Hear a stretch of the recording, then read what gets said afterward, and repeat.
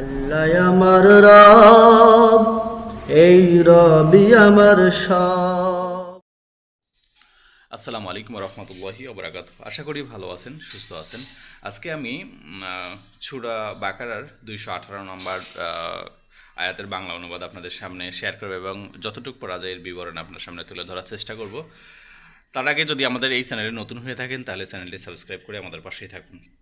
পক্ষান্তরে যারা ঈমান এনেছে এবং যারা আল্লাহর পথে বাড়িঘর ত্যাগ করেছে ও জিহাদ করেছে তারা সঙ্গতভাবে আল্লাহর রহমতের প্রত্যাশী, আর আল্লাহ তাদের ভুল ত্রুটি ক্ষমা করে দেবেন এবং তাদের নিজের করুণা ধারা বর্ষণ করবেন।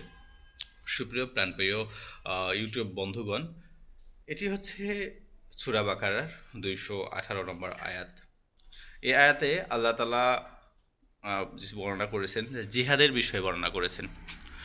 সেটি হলো, জিহাদ অর্থ হচ্ছে কোনো উদ্দেশ্য ও অর্জন নিজের সর্বাত্মক প্রচেষ্টায় নিয়োজিত করা। এটি নিছক যুদ্ধের সমার্থক শব্দ নয়।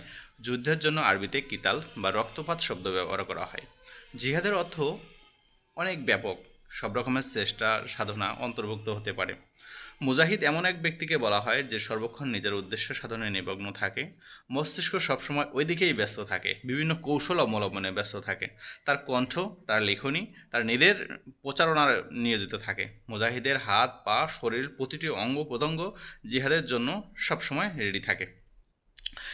প্রাণ উৎসর্গ করার মতো সে নির্দ্বিধায় এগিয়ে যাওয়ার মতো তার অন্তরের অনুভূতি জাগে।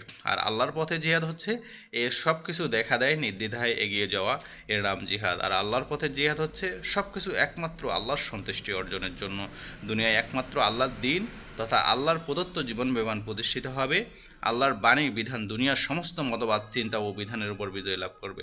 মুজাহিদের সামনে এছাড়া আর দ্বিতীয় কোনো উদ্দেশ্য নেই। সুপ্রিয় প্রাণপ্রিয় বন্ধুরা, আসুন আমরা এই সূরা বাকারার 218 নম্বর আয়াতে যে জিহাদের অর্থগুলো দেওয়া হয়েছে, যে অনুপ্রেরণার কথা বলা হয়েছে, আমরা যেন পালন করতে পারি। আল্লাহ আমাদের তৌফিক দান করুক।